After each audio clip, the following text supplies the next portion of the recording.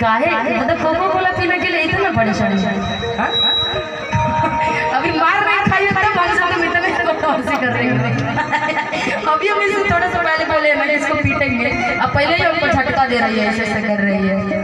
नाराज हो उसके लिए मना लेंगे, लेकिन वैसे करके बदमाशी तो बड़ी पीटेंगे, मार देंगे वो बहुत ज्यादा में कि पायल फुलाई की झुमका रानी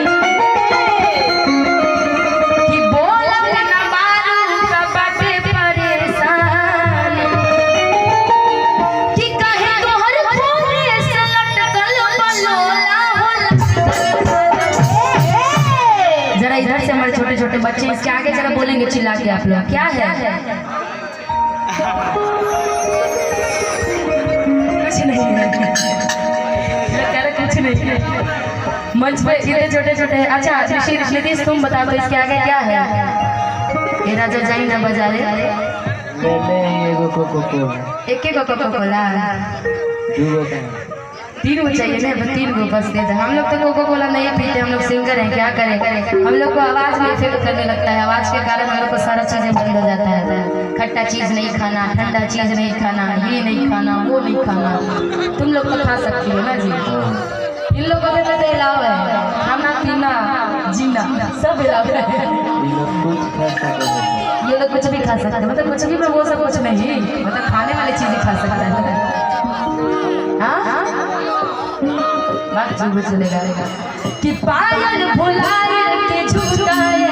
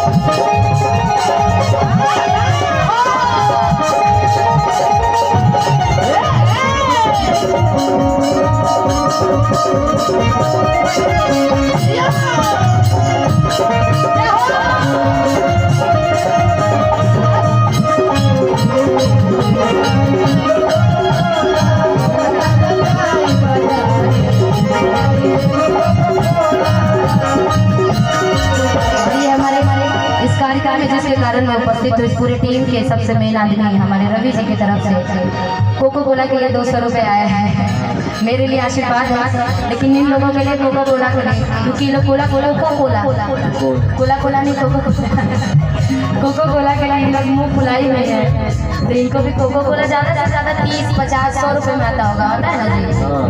ये इतना मन फुलाई हुआ लग रहा है जैसे कि हजारों करोड़ों रुपए का एक कोको कोला आता होगा। और खेसारी जी ऐसा गाना गाती है कि कोको कोला का दाम बढ़ जाएगा, देखिएगा दिन पर दिन डिमांड उसका बहुत ज़्यादा हो गया है। कोको कोला मतलब कि प्राण राजा जाई बाजार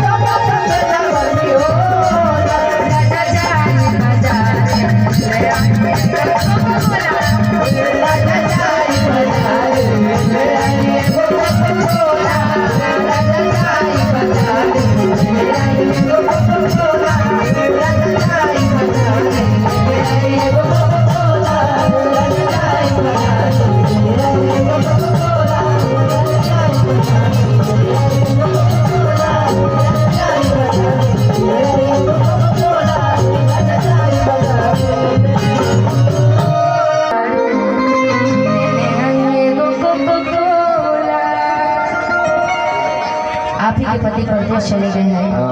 काफी टाइम बाद आपके बलमुआ जब आपसे मिलने के लिए आते हैं, आप अपने पति से सवाल करती हैं, ठीक है बात जी करती है ना, करना भी जरूरी है क्योंकि पति को सवाल नहीं करेंगे तो पति लोगों का मन बढ़ जाता है, बढ़ता है।